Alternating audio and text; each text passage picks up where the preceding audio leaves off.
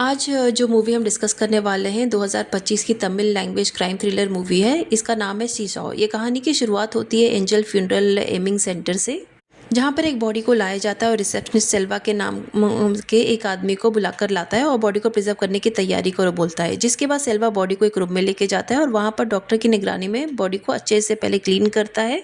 काफ़ी तरह के रसायन लाके जाते हैं ताकि सारे स्टेप सही हो और बॉडी ख़राब ना हो, और इसके बाद बॉडी को फ्यूनरल के लिए नया सूट वगैरह पहना के ले जाया जाता है। आगे सिल्वा को कॉल आता है कि राजू की मौत हो गई है। ऊपर दूसरी तरफ दिखाते हैं कि कमिश्नर इंस्पेक्टर मुरली को बुलाकर बोलते हैं कि आज से तुम्हारी छुट्टी मैं ख़त्म करता हूँ। तो मुरली बोलता है, सर मेरी तो अभी एक हफ्ते की छुट्टी बाकी है। कमिश्नर बोलते हैं, देखो इनसे मिलो, ये है मेरे फ्रेंड कृष्णा। इनके भतीजे के घर में कुछ प्रॉब्लम हो गई है। भवानी मिल के ओनर आदि को तो तुम जानते ही होगे, ये आदि के अंकल हैं। दरअसल आदि के सर्वेंट राजू की मौत हो गई है और आदि के आंगन में बहुत ही रहस्यमय तरीके से उसकी मौत हुई है और आदि और उसकी वाइफ दोनों ही मिसिंग है। इस केस को तुम जल्दी से जल्दी सॉल्व करो और उसके बाद तुम वापस छुट्टी ले लेना। सबसे पहले इंस्पेक्टर मुरली अपनी टीम और कृष्णा के साथ उनके भतीजे के घर जाता है और घर पर जाते ही उसकी नज़र सीसीटीवी पे पड़ती है। जिस ऑफिसर ने पहले इन्वेस्टिगेशन की थी वो इंस्पेक्टर मुरली को बताता है कि राजू 50 साल का आदमी था, उसके आगे पीछे कोई नहीं था। काफ़ी सालों से आदि के घर पे काम किया करता था। ताजुब की बात है कि यह एक शानदार घर में 4 सीसीटीवी कैमरा है, मगर सभी के हार्ड डिस्क मिसिंग है। घर में ज़्यादातर आदि के फ्रेंड सेल्वा और मालती के पापा और उसके भाई का आना जाना लगा रहता था। इसके अलावा कार ड्राइवर मेड का भी आना जाना लगा रहता था। मुरली पूछता है कि सेल्वा क्या काम करता है, तो बताता है कि सेल्वा सर एंजल फ्यूनरल एबाम मिसिंग सेंटर में बामर का काम करता है। इसके साथ ही वो एम्बुलेंस और फ्रीजर बॉक्स सर्विस सेंटर का भी मेंटेन करता है।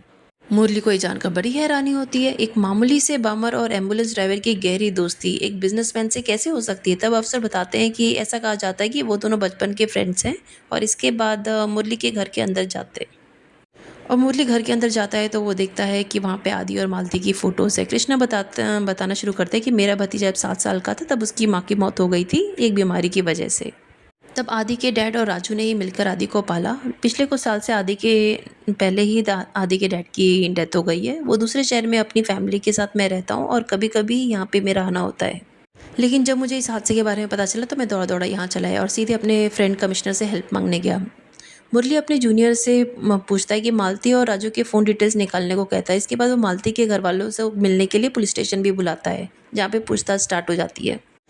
मालती के डैड बताते हैं कि मैं तो पिछले महीने ही 28 तारीख को अपने बेटे सत्या और उसकी होने वाली बीवी प्रिया के साथ मालती से मिलने उसके घर गया था, जहाँ पे मालती ने बताया कि प्रिया और सत्या एक दूसरे से बहुत प्यार करते हैं और वो शादी करना चाहते हैं। मालती प्रिया से मिलकर बहुत ही खुश थी और उसे प्रिया ने कहा कि जल्दी तुम्हारी फैमिली से भी तुम दोनों शादी के लिए बात करूंगी। फिर मैं आगे मालती से यह कहा कि बेटा मैं अपना घर सत्या के नाम पे करना चाहता हूँ, तुम्हें कोई प्रॉब्लम तो नहीं है। तब मालती ने कहा, नहीं पापा मुझे कोई प्रॉब्लम नहीं है। भगवान की दया से मेरे पास रहने के लिए मेरे पति का यह घर काफ़ी अच्छा है और मुझे किसी भी चीज़ की ज़रूरत नहीं है। आप बस ये बताइए कि मुझे किस दिन आके रजिस्ट्रेशन ऑफिस में साइन करना होगा। अब मालती के डैड आगे कहते हैं कि सर मालती से मिलकर तो मेरा दिल खुश हो गया था, वो काफ़ी खुश थी। मुझे ऐसा लगा कि नहीं कि लाइफ में उसकी कोई भी प्रॉब्लम चल रही होगी। तब इंस्पेक्टर मुरली पूछते हैं कि दोबारा आपकी मालती से कभी बात नहीं हुई। तो सत्या कहता है कि 8 तारीख की शाम को 5 बजे आसपास दीदी ने मुझे कॉल किया था पूछने के लिए कि रजिस्ट्रेशन के लिए कब आना है, तो मैंने कह दिया 10 बजे आना है। और उसके बाद दीदी ने ना मुझे कॉल किया और उसके बाद से उनका फ़ोन भी स्विच ऑफ आ रहा है।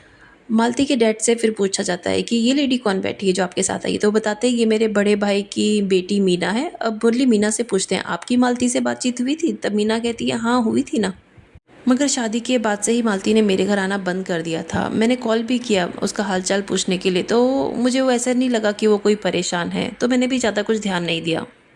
दरअसल मैंने उसे एक दिन सलाह दी थी कि उसे आदि से शादी नहीं करनी चाहिए थी। इंस्पेक्टर मुरली पूछते हैं आपने ऐसा क्यों कहा कि उससे शादी नहीं करनी चाहिए थी।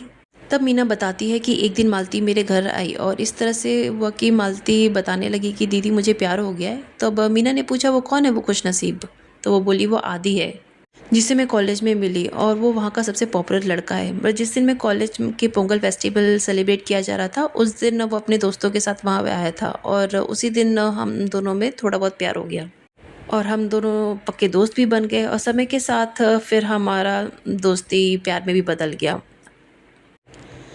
यहाँ से दोनों अच्छे दोस्त भी बन जाते हैं और हमेशा साथ घूमना फिरना वगैरह भी करते हैं और वो अपने दोस्त सेल्वा से भी मिलाता है। कुछ दिन बाद मालती अपने भाई सत्या को आदि से मिलवाता है ताकि इनकी ज़िंदगी अच्छे से कट रही है। तो अचानक आदि के डैड की डेथ हो जाती है, जिसके बाद आदि बहुत खोया खोया सा रहने लगा, अजीब सी बह की बातें करने लगा था। ना टाइम पे खाता था, ना टाइम पे सोता था। मालती ने उसे काफ़ी समझाया, बट वो नहीं समझा इस बात को। फिर एक दिन आदि मालती को शादी के लिए पूछता है। मालती तो वैसे तो खुश हो गई और हाँ कर दिया, लेकिन वो काफ़ी कंफ्यूज थी कि इतनी जल्दी क्या उसे शादी करनी चाहिए, क्योंकि आदि के डैड की डेथ के बाद से आदि काफ़ी बदलता जा रहा था। एक रात को आदि कॉल करके मालती को कहता है, घर के बाहर आओ, मैं तुम्हारा इंतज़ार कर रहा हूँ। मालती बाहर जाती है तो गाड़ी में बिठा के शहर से बहुत दूर निकल जाता है और एक सुनसान खूबसूरत पहाड़ी पर ले जाता है और वहाँ जाके गाड़ी रोक के बोलता है कि देखो कितना अच्छा सनराइज़ दिखाने लाया हूँ मैं तुम्हें, कितना प्यारा है ना ये। तो मालती भड़क जाती है, उसे सुनाती है, कहती है तुम्हें कोई सेंस नहीं है क्या? मतलब तुम मुझे आधी रात को तुम मुझे घर से उठा के इतना दूर शहर के बाहर ले आए हो, मेरे पापा जगेंगे तो वो क्या बोलेंगे? ये सुनने के बाद आदि काफ़ी उदास हो जाता है और कहता है कि मैंने इस बारे में सोचा नहीं था, मैं तो सिर्फ तुम्हें खुशी देना चाहता था। एक और दिन का इंसिडेंट बताती है, जिस दिन आदि और मालती बाइक पे कहीं जा रहे होते हैं, अचानक से पीछे वाली गाड़ी हॉर्न बजाती है, जिससे आदि को तकलीफ होने लगती है और वो गाड़ी से उतर के उन लोगों को मारता पीटता है। एक दिन मालती सोचती है साड़ी पहन के आदि के पास जाती हूँ, ये सोच के कि उसे तो साड़ी में मैं बहुत ही अच्छी लगती हूँ, वो तो खुश हो जाएगा। लेकिन मालती को वो देखते ही से उसकी बुराई करने लगता है और कहता है कि ये कैसी साड़ी पहनी है, तुम्हें तो कुछ भी कपड़े पहनने का सेंस ही नहीं है। तब मालती बोलती है ये मेरी मॉम की साड़ी है, और मालती की फीलिंग्स के बारे में वो बिल्कुल भी ख्याल नहीं रखता है। ये सारी बातें सुनने के बाद मीना कहती है अगर तुम श्योर नहीं हो तो शादी मत करो, बिकॉज शादी लाइफ टाइम का कमिटमेंट है। अब प्रेजेंट में पुलिस स्टेशन में मीना मुरली को बताती है कि फिर पता नहीं क्या हुआ, अचानक एक हफ्ते बाद मालती की खबर आई कि वो उसने मन बदल लिया है, वो आदि से शादी करेगी और उसने शादी कर भी ली एक हफ्ते के अंदर। और इसलिए मेरे साथ उसकी बातचीत भी बंद हो गई और मैं भी नहीं चाहती थी कि उसकी शादीशुदा ज़िंदगी में मैं दखल दूँ। अभी इन सब की पूछताछ होने के बाद इंस्पेक्टर मुरली उन्हें घर जाने की परमिशन देता है और फिर डॉक्टर से फ़ोन पे बात करता है जिन्होंने राजू का पोस्टमार्टम किया था। उनको डॉक्टर बताते हैं कि राजू की मौत 10 तारीख को रात को 10 से 12 के बीच में हुई है। उसको जितना गहरा घाव हुआ है ना, ये घाव सिर्फ तभी हो सकता है जब कोई काफ़ी नुकीले चीज़ से उसके अंदर ज़ोर से पुश करके उसको उसके पेट में डाला जाए, और नीचे गिरने की वजह से उसका ब्रेन हैमरेज भी हुआ है। विक्टिम के नेल में कुछ लोगों के बॉडी टिश्यू भी पाए गए, जिसे हमने डीएनए टेस्ट के लिए फॉरेंसिक लैब भेजा गया है। अब मुरली आदि के ड्राइवर को बुलाता है, मेड को बुलाता है, दूध पहचाने पहुंचाने वाले लोगों के साथ पूछताछ करता है और सबको पुलिस स्टेशन बुलाता है बारी बारी। सबका यही कहना था कि कुछ दिनों से तो हम लोग सर और मैडम से मिले ही नहीं है, और ना तो ही उनका फ़ोन लग रहा था, हमें घर के अंदर भी नहीं जाने दिया जा रहा था क्योंकि मेन गेट के पर ताला लगा हुआ था और अंदर से वॉचमैन बोलता था कि अभी साहब और मैडम घर पे नहीं है, बाहर गए, जब वापस आएंगे तो आपको बुला लिया जाएगा। मुरली को इन लोगों पे थोड़ा थोड़ा शक होने लगता है, तो वो लोग बोलते हैं कि नहीं सर, आप कैसी बात कर रहे हैं, हम क्यों उनके साथ कुछ भी बुरा करेंगे, वो तो हमारे मालिक नहीं भगवान थे, हमारी तनख्वाह से भी ज़्यादा पैसे दिया करते थे हमें, और हम उन्हें नुकसान के बारे में सोचेंगे भी क्यों, वो एक भगवान जैसे इंसान थे। तब इंस्पेक्टर मुरली कहते हैं कि ठीक है, इस बात का फैसला बाद में किया जाएगा, पहले तुम ये बताओ कि मालकिन के बारे में भी कुछ और बताओ, उनको भी तो तुम जानते होगे, उनसे भी तो मिलते होगे। क्या तुम लोगों ने नोटिस किया कि मैडम कुछ अलग सा कुछ बिहेव कर रही है? तब ड्राइवर बोलता है कि 8 तारीख को मैं मैडम को ऑफिस पहुंचाने गया और 8 तारीख को जैसे ही ऑफिस पहुंचाए फिर थोड़ी देर बाद वो वापस भागते हुए आई और बोली कि चलो चलो सीधे घर चलो। अब बता भी नहीं रही थी कि घर पे क्या हुआ है। फिर घर जाती है, घर में एक जगह आग लग रही थी, वहाँ जाती है और देखती है वहाँ बहुत धुआं उड़ रहा है, क्योंकि आदि बालकनी में हवन कर रहा होता है। ऐसा लगता है कि जैसे उसके ऊपर कोई भूत सवार है। आदि ने अघोरी की तरह कपड़े पहने हुए थे और अचानक महादेव की तरह कोई जप मंत्र करने लगता है, फिर तांडव शुरू कर देता है। एक्चुअली घर की मेड ने ये सारी चीज़ें देखी और कॉल करके मालती को आदि की सारी हरकतों के बारे में बताया, जिससे मालती भागती भागती घर आ गई और ये नज़ारा देख के उसे समझ में नहीं आया कि उसे क्या करना चाहिए।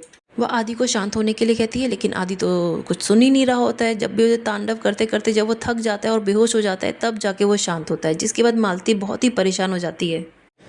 फिर वो नौकरों की मदद से उसको बेड पे जाके लेटा के सुला देती है, लेकिन इतनी परेशानी में वो ये नहीं भूलती कि ड्राइवर की बेटी का उस दिन बर्थडे है। मालती ड्राइवर को कुछ पैसे देती है और बोलती है अपनी बेटी का के लिए कुछ नया गिफ्ट ले लेना। पुलिस स्टेशन में मुरली पूछता है कि ये बताओ कि क्या तुम्हारे साहब शुरू से ऐसी पूजा पाठ करते थे? मेड कहती नहीं नहीं सर, पहले ऐसे नहीं थे हमारे। एक बाबा आया था घर में, जिससे मिलने के बाद फिर वो ऐसी हरकतें करने लगे। वो बाबा कुछ अजीब से लग रहे थे, बट साहब बोलते हैं ये बहुत ज्ञानी है, हमें बहुत दूर से मिलने आए हैं और ये मुझे रास्ते में मिले थे और मेरी सिचुएशन देख के मेरे बिज़नेस के बारे में, मेरे बारे में सब कुछ सही-सही बताया, तो मैं उनके पाँव पड़ गया। मगर मुझे लगता है कि वो बाबा शायद फ्रॉड ही था। बाबा को जब घर में मछली की स्मेल आती है तो वो खाने की माँग पड़ता है और फिर क्या घर का सारा मछली चावल चट कर जाता है और फिर जाने के बाद कुछ मंत्र वग़ैरह पढ़ के आदि के हाथ पैर में कुछ धागा-वागा बाँध देता है। फिर ढेर सारा दान दक्षिणा लेके वहाँ से निकल जाता है। वहाँ से पुलिस स्टेशन के में मेड बताती है कि इस घटना के बाद तो आदि सर और भी ज़्यादा अजीब-अजीब हरकतें करने लगे थे। खुद को शिव ही मानने लग गए थे। जब वो कमरे में अकेले होते थे तो ऐसा लगता था उनसे कोई बात कर रहा है, लेकिन वो किससे बात कर रहे हैं वो दिखाई नहीं देता था। कभी किसी से झगड़ा करने लगते थे पागलों की तरह और किससे कर रहे हैं वो भी हमें पता नहीं चलता था। मैडम बहुत दुखी रहने लगी थी। मैंने उनसे कहा कि मैडम क्या किया जाए? तो उन्होंने मुझे ना कुछ पैसे दिए और बोला कि इस बारे में घर के बाहर किसी को बताना मत, इससे सर की काफ़ी बदनामी होगी। आदि के कंपनी के मैनेजर से भी पूछताछ होती है, तो वो भी बताता है, सर मैं भी नोटिस कर रहा था कि सर कुछ बदले-बदले से लग रहे थे। एक दिन वो कंपनी में आते हैं और वहाँ पे उसको फाइल देख के वो काफ़ी काफ़ी शॉक हो जाते हैं क्योंकि मैनेजर ने जो उनको जो फाइल दिखाई होती है वो ऑर्डर की वजह से 3 करोड़ का लॉस में चला गया था। आदि मैनेजर पे भड़क जाता है और फिर अचानक पता नहीं क्या हो जाता है, कंपनी की सारी मशीनें बंद करने का ऑर्डर देते हैं। एक जगह पर बैठ के पागलों जैसी हरकतें करने लग जाते हैं। ये देखकर ड्राइवर सीधा मालती मैम को फ़ोन कर देता है और वो मैडम जल्दी से आती हैं ऑफ़िस और उनको अपने साथ लेके जाती हैं। और इस इंसिडेंट के बाद ऑफ़िस का सारा काम मालती मैम ही देखने लगी और सर ने तो ऑफ़िस ही आना बंद कर दिया है। अब सेल्वा से पूछताछ होती है कि सेल्वा और आदि की दोस्ती कैसे हुई? तो वो बताता है कि हम बचपन के दोस्त हैं और आदि बचपन से मेंटली इल नहीं था, उसे कोई ऐसी कोई बीमारी नहीं थी। मेरे डैड पहले से बाम ही थे, तो मैं बड़ा होके मैं भी वही बना। हालाँकि आदि के डैड बिज़नेसमैन थे और मगर उनकी अचानक से डेथ हो गई और उसके बाद आदि कंपनी सँभाल रहा था। मुझे आदि ने बहुत बार बोला कि तुम मेरी कंपनी जॉइन करो, मैं तुम्हें अच्छी नौकरी भी दूँगा, अच्छी सैलरी भी दूँगा, लेकिन मेरा इंटरेस्ट ही नहीं था, इसके लिए मैं कभी उधर जॉइन करने गया ही नहीं। लेकिन हम दोनों हमेशा साथ में रहते थे, कोई भी डिसीज़न लेने से पहले हम दोनों एक-दूसरे से डिस्कस करते थे और माँ को उसने बहुत ही कम उम्र में खोया था और अपने डैड को खोने की वजह से वो थोड़ा डिस्टर्ब ज़रूर हो गया था। अब वापस पास्ट की स्टोरी दिखाई जाती है जहाँ मीना के समझाने के बाद मालती ब्रेकअप कर लेती है आदि के साथ और वो और भी टूट जाता है। वो खाना बंद कर देता है, पीना बंद कर देता है, सोना भी बंद कर देता है। यहाँ तक कि वो एक दिन सुसाइड करने का भी कोशिश करता है। राजू काका उसको बचा लेते हैं एक दिन और फिर सिल्वा को बुलाते हैं। सिल्वा उसकी ये हालत देख के काफ़ी परेशान हो जाता है, उसको डॉक्टर के पास ले जाता है, उसका इलाज कराता है और कुछ महीने अस्पताल में रहने के बाद वो थोड़ा-थोड़ा वो ठीक होने लगा था। और जैसे ही वो थोड़ा-थोड़ा ठीक होता है उसके बाद सेल्वा मालती को बुलाता है और मालती समझ जाती है कि आदि को इस वक्त किसी सहारे की सख्त ज़रूरत है वरना वो पूरी तरह से पागल हो जाएगा। इसके बाद मालती अपना मन बदल लेती है और तुरंत 1 हफ्ते के अंदर वो शादी करके उसके साथ सेटल हो जाती है। लेकिन हमें पता चलता है कि आदि की हालत ठीक होने की बजाय बद से बदतर होती जा रही है। इसके बाद इंस्पेक्टर मुरली सेल्वा से पूछता है कि आखिर तुम उनके लास्ट टाइम कब मिले थे? तब उसने बताया कि 8 तारीख को मुझे मालती का कॉल आया था। उसने बताया कि आदि ने आज खुद को शिव मान के घर पे बहुत हवन और तांडव किया है। तब मैं भी अपना काम ख़त्म करके शाम को आदि के घर गया। आदि उस समय अपना सर दीवार में पटक रहा था। वो एक शो पीस उठाकर मालती को दे मारता है। इतने पे ही नहीं रुकता, वो मालती का गला भी दबाने लग जाता है। दरअसल मालती पे गुस्सा था। मालती बोल रही थी इसको हॉस्पिटल ले जाना पड़ेगा और इसके इलाज करने की ज़रूरत है। तब आदि को लगता है कि वो उसे इलाज की कोई ज़रूरत नहीं है, वो पागल थोड़ी है, वो क्यों हॉस्पिटल जाएगा। तब सेल्वा और राजू काका मिलकर किसी तरह आदि को पकड़ते हैं और मालती सेल्वा को बताती है कि मैंने डॉक्टर से बात कर ली है, क्या कल 11 बजे का हमारा अपॉइंटमेंट है। आदि को हाथ पैर बांध के भी अगर हॉस्पिटल लेके जाना पड़ा तो हम उसको लेके जाएंगे। लेकिन आदि वहाँ से भाग जाता है और सिल्वा और राजू भी उसके पीछे पीछे जाते हैं। तब वो बोलता है कि मुझे मेरे पेरेंट्स की कब्र पर ले चलो, तो वो लोग बोलते हैं ठीक है चलो लेके चलते हैं, तो उसको वहाँ लेके जाते हैं। वो बोलता है मैं यहाँ पे दारू पीऊँगा, फिर वो वहीं पे बैठ के दारू पीता है। फिर उसके बाद फिर वो वहीं पे सो जाता है और जब सो जाता है तो उसको सेल्वा उठा के घर ले आता है। अब घर आते ही आदि सेल्वा से लड़ाई करने लग जाता है और उसे धक्का देके घर से निकाल देता है। अब सेल्वा जब अपने घर आता है तो उसकी माँ कहती है कि तुम्हें ढूंढते-ढूंढते आदि यहाँ पे आया था, तुम घर पे नहीं थे, तो देखो वो कहीं उस साइड चला गया शहर की तरफ। अब उसको सेल्वा ढूंढने के लिए जाता है आगे। एक सुनसान इलाके में पागलों जैसा उसे आदि मिल जाता है। वो उसे ज़बरदस्ती पकड़ लेता है और गाड़ी में बिठा लेता है और साथ में उसको अस्पताल भी लेके जाता है अपने साथ। वहाँ डॉक्टर उसका इलाज करते हैं और फिर उसे नींद का इंजेक्शन लगाकर सुला देते हैं। अगली सुबह जब वो जागता है तो रात की सारी इंसिडेंट वो भूल चुका होता है। रात को क्या हुआ है उसे कुछ याद नहीं। वो अपना फ़ोन मांगता है सेल्वा से। तब सेल्वा डॉक्टर को बताने जाता है कि आदि को होश आ गया है, तो मौका देके आदि हॉस्पिटल से ही फरार हो जाता है। अब इंस्पेक्टर जो कॉलिंग लिस्ट निकालते हैं मालती की, उससे पता चलता है कि 8 तारीख को मालती ने अपनी भाभी प्रिया को भी कॉल किया था। फिर शाम को मालती ने अपने डैड को भी फ़ोन किया था, थोड़ी देर बात हुई, फिर उसने अपनी बहन सत्या को भी फ़ोन किया था।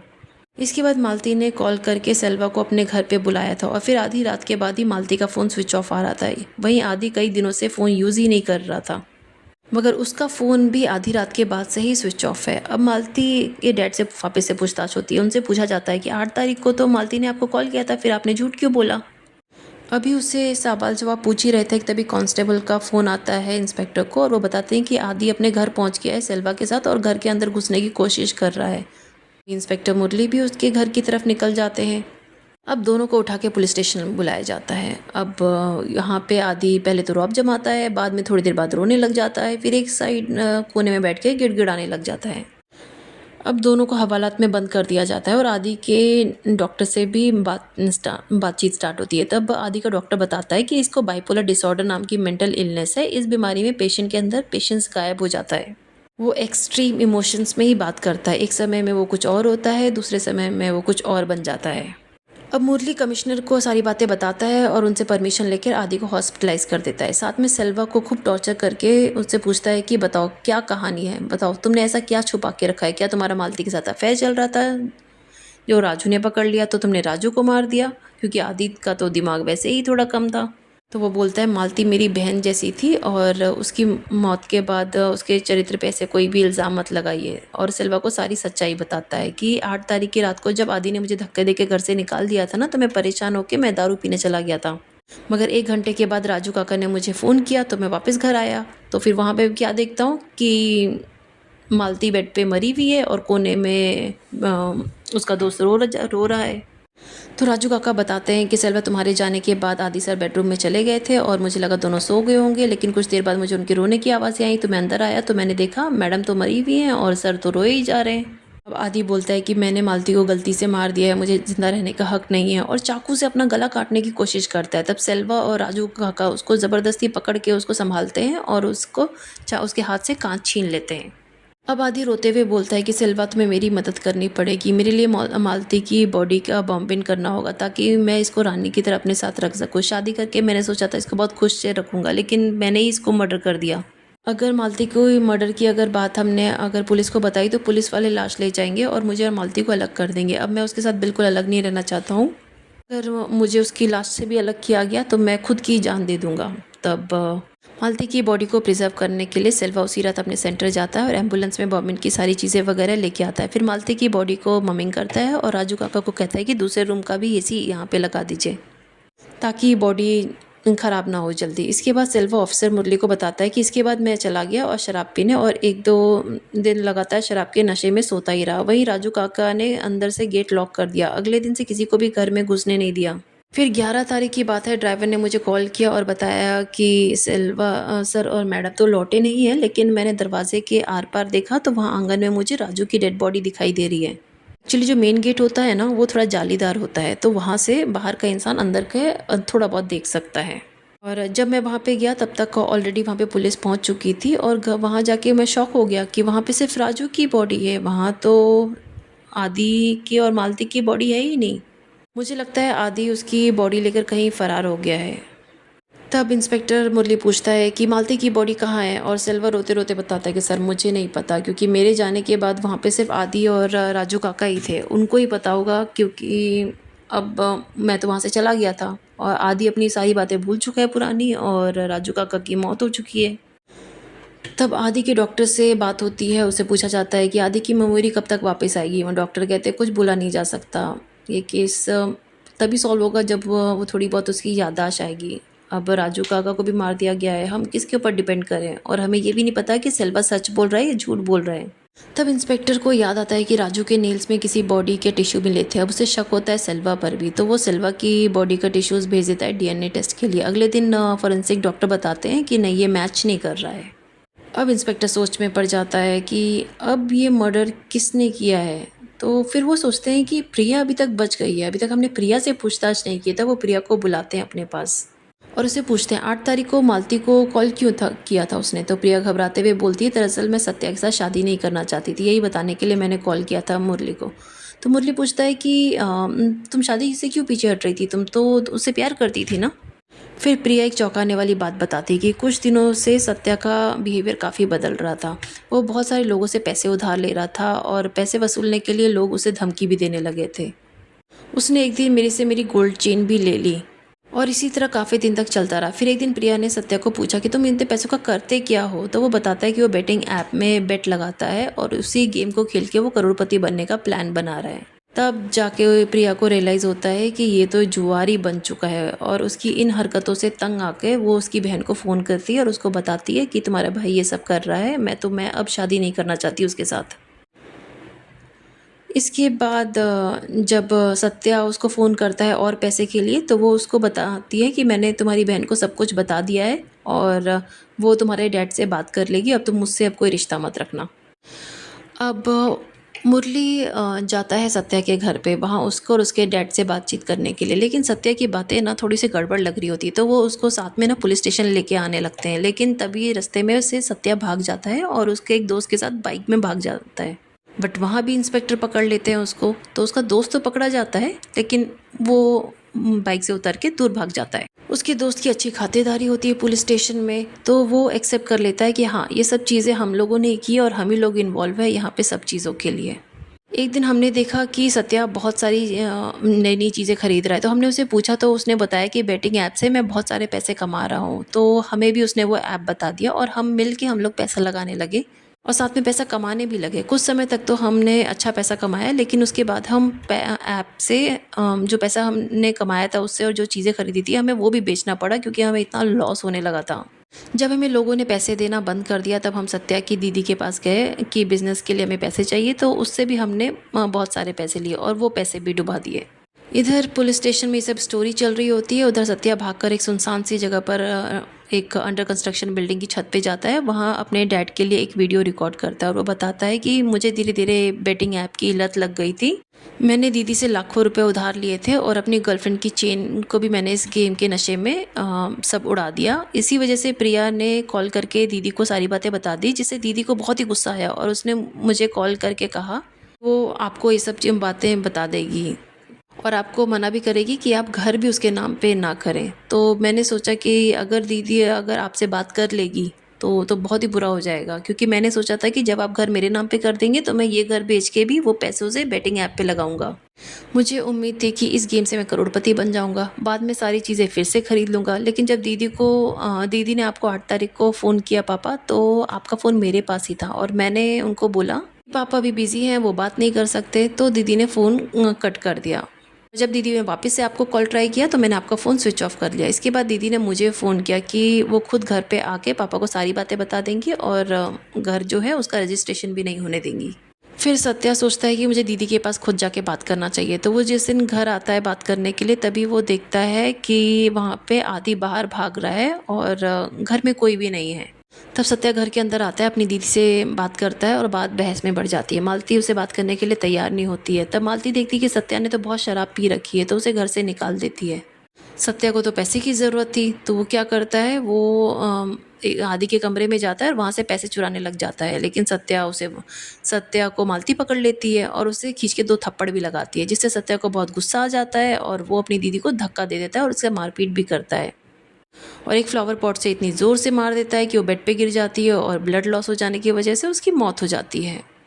अब सत्या को समझ में नहीं आता अब क्या करे, तभी वो दरवाजे के पीछे छिप जाता है और उसके जीजा जी आते हैं और आते ही अपने कमरे के साइड में आके सो जाते हैं। उनको लगता है कि मालती भी सो रही है, वो बगल में आके सो जाते हैं। फिर समय देखकर सत्या घर से बाहर भाग जाता है और जब बाहर जाता है तब उसके दोस्त बोलते हैं घर में तो सीसीटीवी कैमरा लगा हुआ है। तो अब सत्या वापस घर के अंदर जाता है, सीसीटीवी का हार्ड डिस्क लेता है और अपनी दीदी जीजा का फ़ोन भी चुरा लेता है। ये सब डिस्ट्रॉय करके तालाब में फेंक देता है। ये सोच के खुश हो जाता है कि चलो मेरी तरफ से तो सारा काम परफेक्ट हो गया है। अभी 1-2 दिन के लिए हम लोग शहर छोड़ के बाहर चले जाएंगे, घूमेंगे फिरेंगे और 2 दिन बाद हमें जब खबर मिलेगी कि भाई दीदी की मौत हो गई है, तो हम बोलेंगे हम तो बाहर गए थे, अब हम वापस आ गए। लेकिन जब 2 दिन के बाद भी दीदी की मौत की कोई खबर नहीं आई, तो हमें डर लगने लगा था। हम वापस से उनके घर गए और वहाँ जाके हमने देखा कि दीदी की लाश ही नहीं है, जीजा जी की का भी कुछ अता पता नहीं है। तब हमें वहाँ पे वॉचमैन ने देख लिया। सत्या को राजू पकड़ लेता है और राजू उसको पीछा छुड़ाने के लिए उसको किसी नुकीली चीज़ से उसके पेट में घुसा देता है, जिससे राजू की वहीं पे डेथ हो जाती है। हम लोग को तो पता है 8 तारीख को उसको मालती की डेड बॉडी क्यों नहीं मिली वो घर पे, क्योंकि सिल्वा की मदद से मालती की बॉडी को प्रिजर्व करवाया गया था ताकि पुलिस को उसकी बॉडी ना मिले। अब सत्य आगे कहता है कि डैड इतना कुछ करने के बाद भी मुझे लगा कि हम लोग बच जाएंगे, साथ ही दीदी और राजू काका को मारने के बाद मुझे अब बहुत ही गिल्ट महसूस हो रहा है और मुझे अब कोई खुशी नहीं कि मैं कहीं जीतूँ या हारूँ। अब मैं अभी अपनी ज़िंदगी ख़त्म करना चाहता हूँ, मुझे कोई करोड़पति नहीं बनना है। और वो एक साथ साथ में पड़े कांच के टुकड़े से अपना गला काट के वहीं पे अपनी जान दे देता है। पुलिस तक भी ये वीडियो पहुंचती है, उन्हें समझ में आ जाता है कि सारा ये मामला सत्या के भाई का ही था। सत्या के भाई ने बेटिंग ऐप के चक्कर में आके सिल्वा और आदि तो निर्दोष है, इसलिए उन लोग को छोड़ दिया जाता है। सत्या तो मर चुका होता है सुसाइड करके। उसके 2 दोस्त होते हैं जो साथ में थे, उमेश और महेश, उन दोनों को इस केस के लिए कोर्ट में हाजिर किया जाता है।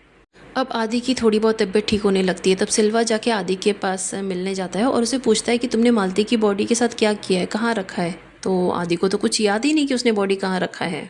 आदि के फार्म हाउस में उसने मालती की बॉडी को बहुत अच्छे तरह से सजा के रखा होता है, साथ में पूरा इंतजाम किया होता है कि बॉडी कभी ख़राब ना हो। इसके बाद आदि वहाँ से कहीं बाहर निकलता है और तब से वो सारी बातें भूल चुका है। इसी तरह ये मूवी यहाँ पे ख़त्म हो जाती है और हमारा यहाँ पे फाइनल सस्पेंस रिवील होता है कि आदि बेकसूर है। फाइनल सस्पेंस रिवील होता है कि आदि बेकसूर है।